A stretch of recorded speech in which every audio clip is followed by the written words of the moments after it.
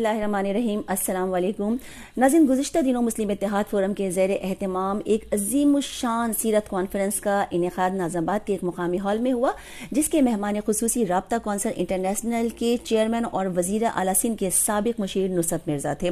انہوں نے کہا کہ میں عظیم الشان سیرت کانفرنس پر دلی مبارکباد پیش کرتا ہوں مولانا سید طاہر جمال تھانوی صاحب کو کہ جنہوں نے مکتب فکر کے علماء کو یہاں جمع کیا، اور اتنی بڑی تعداد میں لوگوں کی شرکت اس بات کی غماز ہے کہ یہ کانفرنس اپنے نیک مقاصد میں کامیاب ہوئی۔ مسلم اتحاد فورم پاکستان کے بانی اور چیئرمین مولانا سید طاہر جمال تھانوی صاحب نے کہا کہ ہمارا مقصد حضور اکرم صلی اللہ علیہ وآلہ وسلم کی سیرت کو عام کرنا ہے تاکہ مسلمان آپ صلی اللہ علیہ وآلہ وسلم کی سنت پر عمل پیرا ہوں۔ مولانا سید طاہر جمال تھانوی نے اتحاد بین المسلمین کو وقت کی اہم ضرورت بھی قرار دیا۔ اس موقع پر مختلف مکتب فکر کے علماء، جن میں مولانا قاضی احمد نورانی، مولانا محمد امین انصاری، علامہ یوسف حسین مسعودی، علامہ شاہ فیروز الدین رحمانی، پروفیسر ڈاکٹر شاہین حبیب صاحبہ، جمعیت اہل حدیث کے جنرل سیکریٹری مولانا غلام ربانی، علامہ سجادہ حسین شبیری، شعیب سمیمی اور دیگر ممتاز علامہ نے بھی خطاب کیا۔